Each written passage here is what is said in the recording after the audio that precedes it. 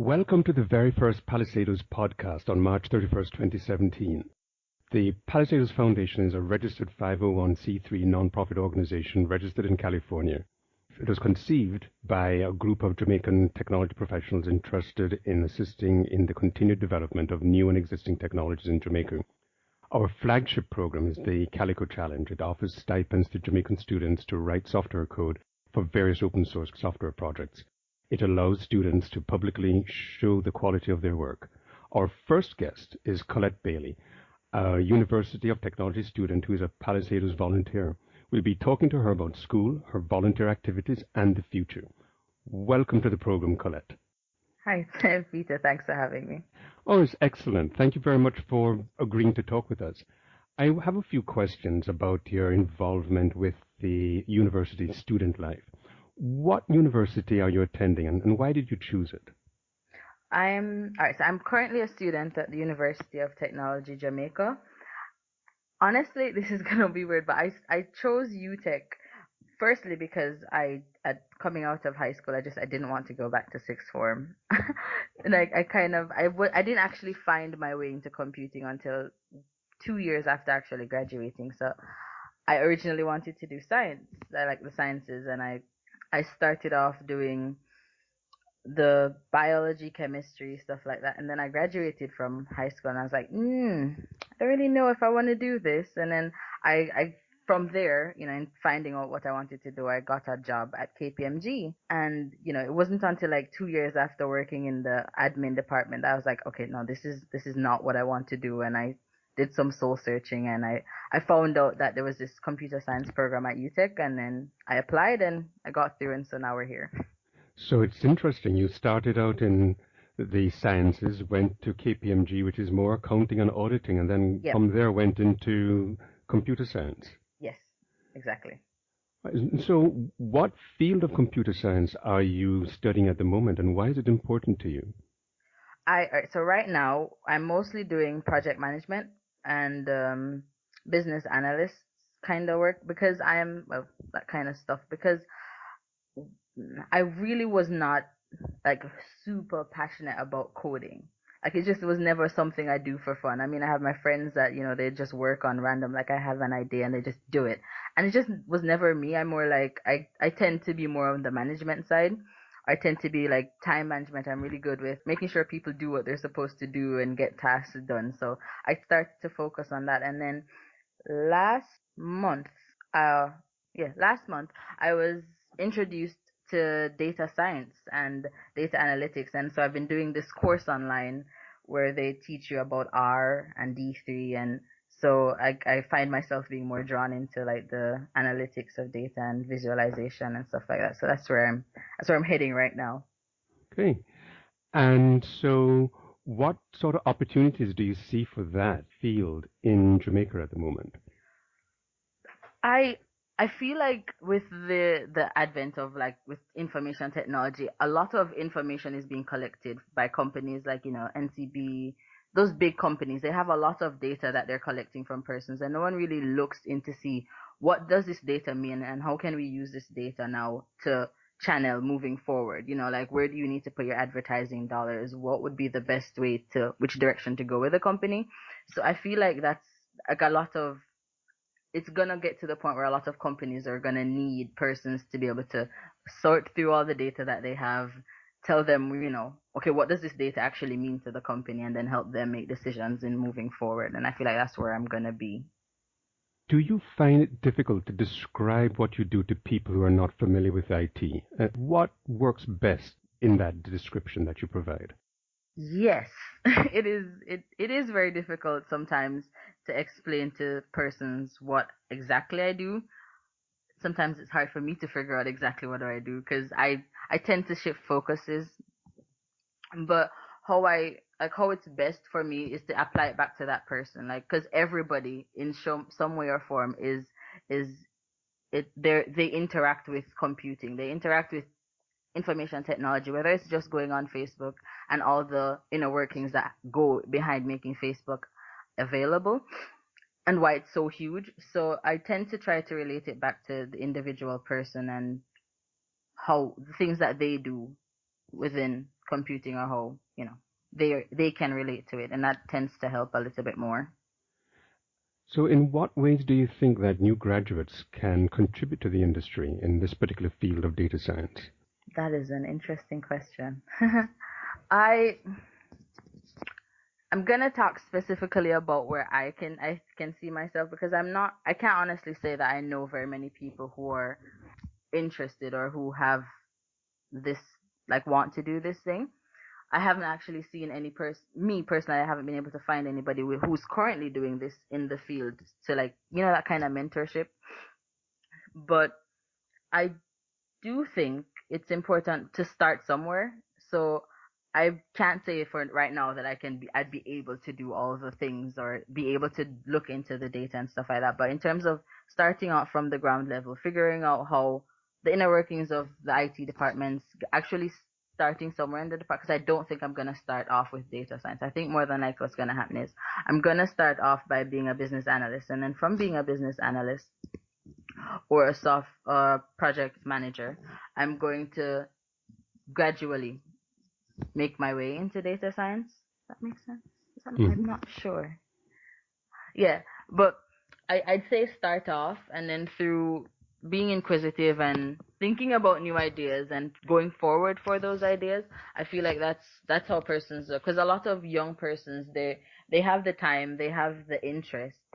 So just by pursuing that and doing what you love, you will be able to contribute. You might not know what it is right now, same way I don't know what it is right now, but like through there you'll get to it. So, you also mentioned project management and business analysts Yeah. type work.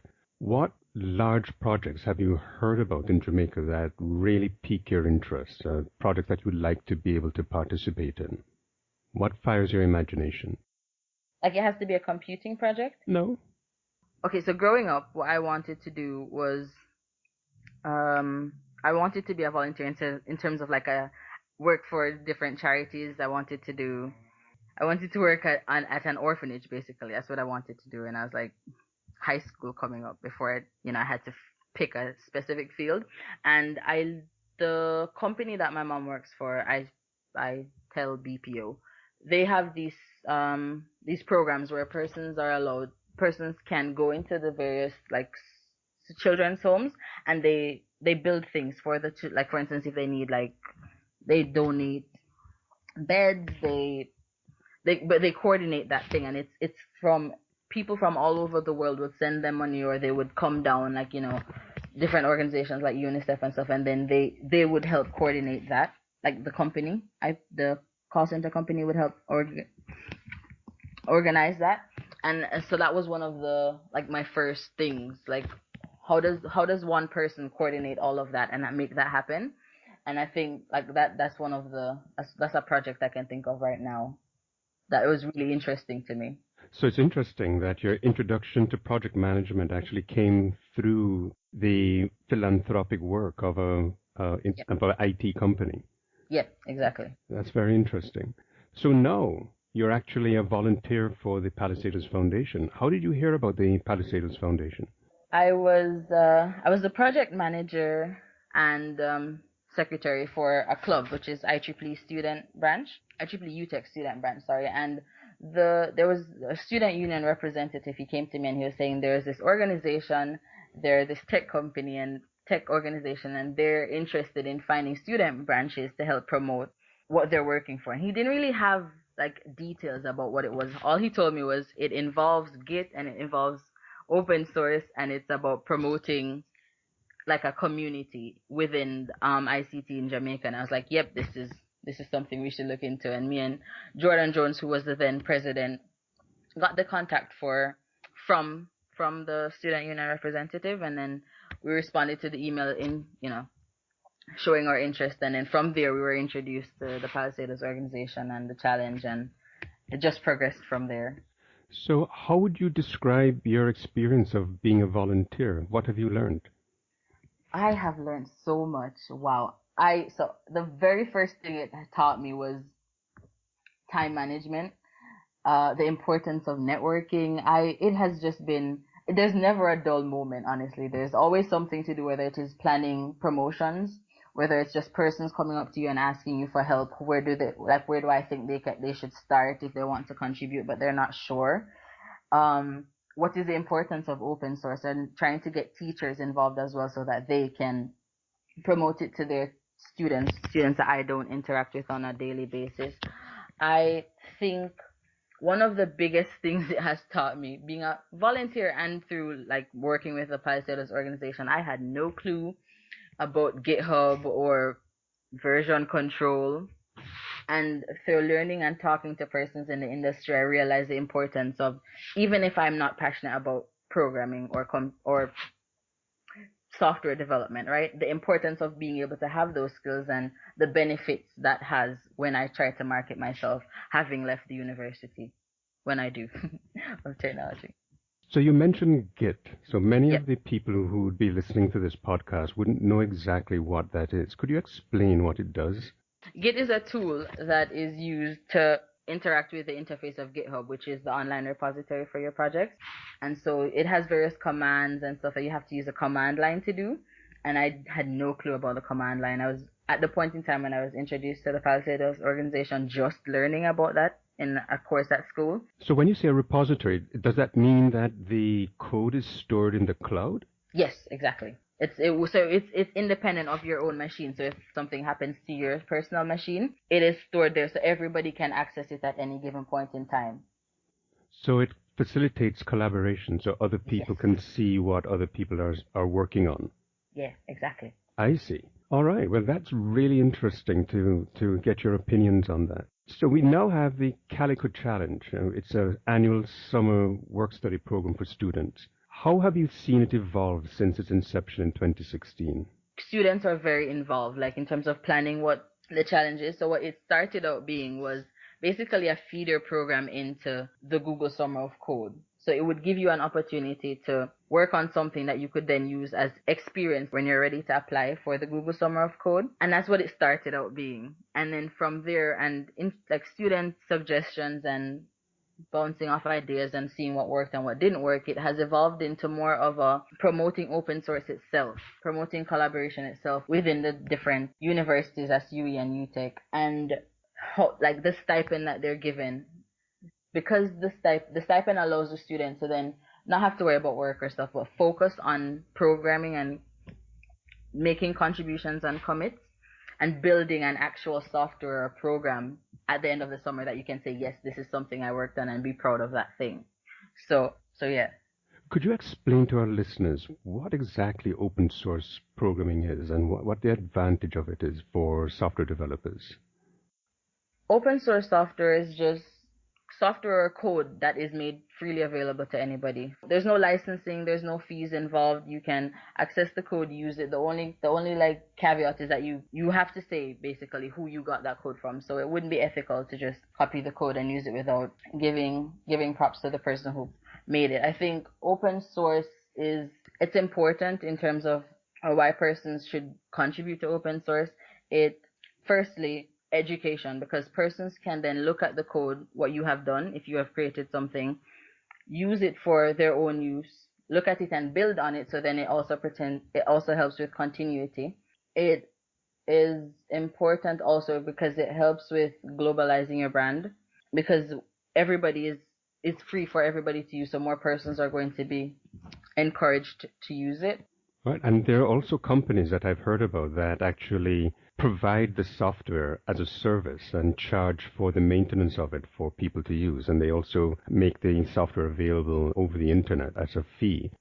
Git is one of those companies that actually does that. The software itself is free, but if you want to use their services at a professional level, you actually have to pay a monthly fee for that. So it's the best of both worlds, depending on the type of industry or application that you want to have. So I have a question about the Calico Challenge. What impressions do students have of the Calico Challenge, in your opinion? At the beginning of last year, when we first had the introductory workshop, students seemed to be very interested on one hand and then intimidated on the other hand. They were really worried that they wouldn't be able to match up to the level of coding that persons were expecting. I think they thought, they wouldn't be good enough, basically. But in through having contributed and having spoken to each of them, I think persons have gravitated less towards feeling intimidated and more towards how can I use this to grow. And so a lot of persons are very, especially the persons I speak to on my in my daily life, walking around UTech, and when especially when we have promotions, they're very interested in how they can use it, basically to better themselves and use it now to help market themselves. So when they leave school, how can they use this to help them get a job? There a lot of persons are passionate about building the projects. Like for instance, you just see a project and you like it and they're like, yes, I think I want to work on that. And that's what I think a lot of persons this year are doing. So in terms of the apps that the Calico Challenge is having, a lot of persons are really interested in that and they're really excited to work on those. So even if they're not chosen, they still express that interest, like they would want to help, have that mentorship and have persons who are in the industry help explain to them, what would be good coding styles, what are the best conventions to use, and then why they do certain things, and have that level of mentorship. Basically, one of the big things that persons say they would like or that they love about the Calico Challenge. One of the interesting things about the Calico Challenge for 2017 is that the projects that are involved are in many cases created by the students. There's a taxi application that's created by students. I believe there's a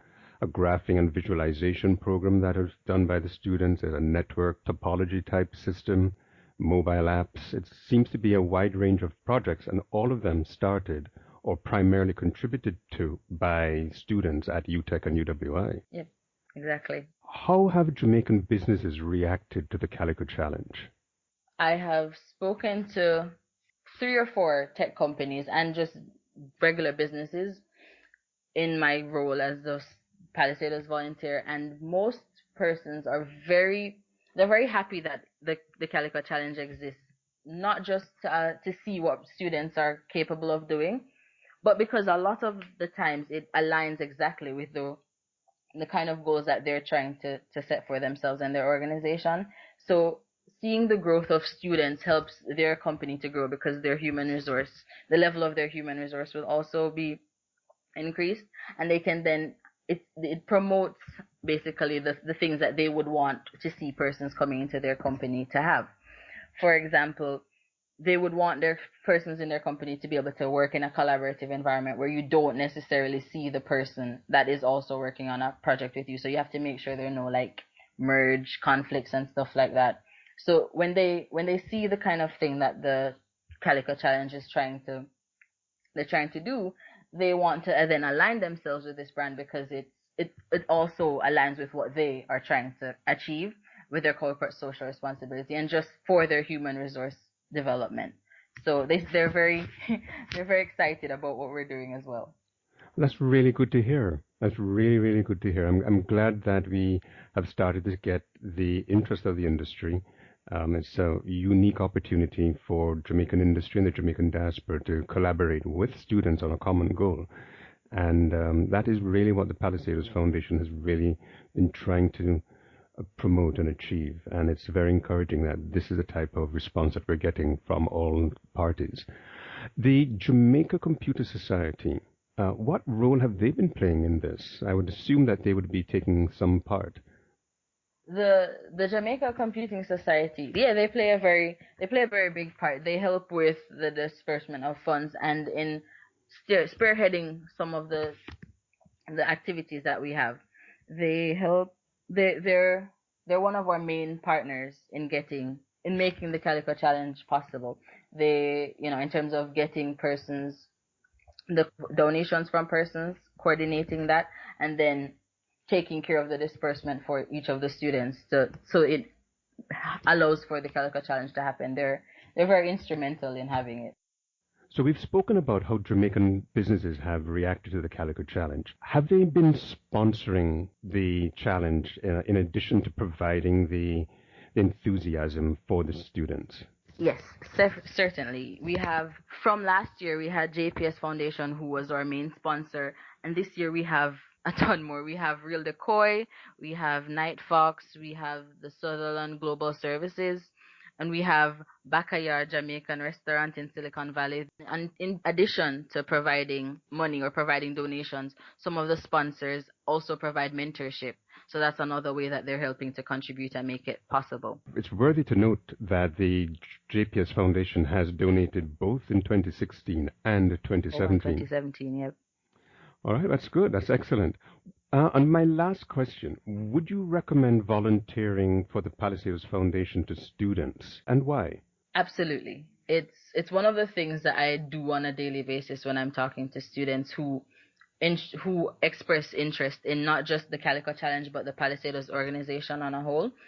I would recommend it because it helps teach you time management, because you have to balance both, because you're still going to school. So in terms of ensuring that all the tasks are collaborated properly, being a part of the steering committee helps you to direct the project and of the project Calico. And you see basically where you can look at changes that have been made over the years and help steer it further, so you can play an instrumental role in making the Calico Challenge happen. And just networking with persons who are already in the field, the tech companies. I have met amazing people through being a volunteer, working at the companies, working with the companies and contacting them, and then just promoting what ICT is and seeing the love and the community with everybody. It's really a great experience, and I would definitely recommend anybody and everybody to contribute and to volunteer. Well, Collette Bailey, thank you very much for being our very first podcast interviewee. This has been a very wonderful experience. And thank you for all the work that you've done. All right, thank you so much, Peter. So I hope our listeners will be listening to our podcasts on a regular basis. We'll be putting them up on YouTube from time to time, and it will really provide a very in-depth coverage of what the Palisadoes Foundation is trying to do and the Calico Challenge and its other programs. And we hope to talk to you again soon.